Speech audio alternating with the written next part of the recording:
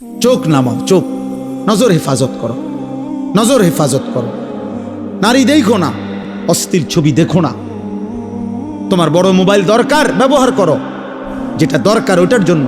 তোমার মাদ্রাসার কাজ, তোমার স্কুলের পড়ালেখার কোনো কাজে, ব্যবসার কোনো কাজে, চাকরির কোনো কাজে, ঠিক আছে ভাই, যেটুকু দরকার ওইটুকু ব্যবহার করো। কিন্তু সারা দিন রাত 24 ঘন্টা মোবাইলটারে বুকের সাথে রাখা, জীবনের সাথে বেঁধে ফেলা, এটা তো ভাইয়া ভালো করবে না।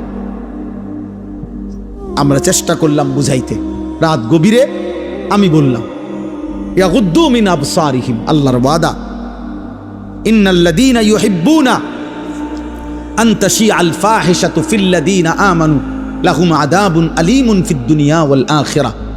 নওজোয়ান শোনো এই কোরআনের আয়াত। আল্লাহ বলছে, যাদের দ্বারা সমাজে অশ্লীলতা ছড়িয়ে পড়ে, বেহায়াপনা ছড়িয়ে পড়ে, আমি তাদেরকে দুনিয়াতেও কঠিন শাস্তি দেব, আখিরাতেও কঠিন শাস্তি দেব। ফিদ দুনিয়া ওয়াল আখিরাহ, কোরআন শরীফের আয়াত। আল্লাহ ওয়াদা দিছে এখানে, আল খাবিসাতু লিল খাবিসিন ওয়াল খাবিসুনা লিল খাবিসাত।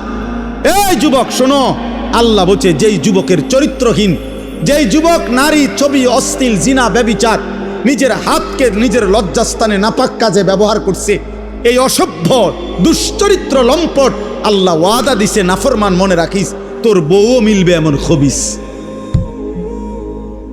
এই যে কোরআন শরীফ আল্লাহর ওয়াদা, আল্লাহ বলছে খবিস, তোর বিবিও হবে খবিস। তুই তখন বুঝবি, তোর বেডি যখন আরেক বেড়ার লগে চলবো তখন বুঝবা, তখন বুঝবা দুনিয়া কা অন্ত মানুষের বেডি চাও, টের পাও না।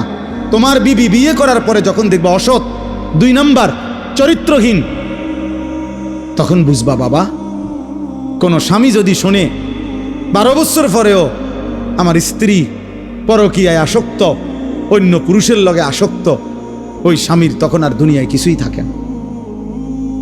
1000 কোটি টাকাও তখন কিছু হয় না, তার জীবনটাই তখন জাহান্নামের টুকরা হয়ে যায়।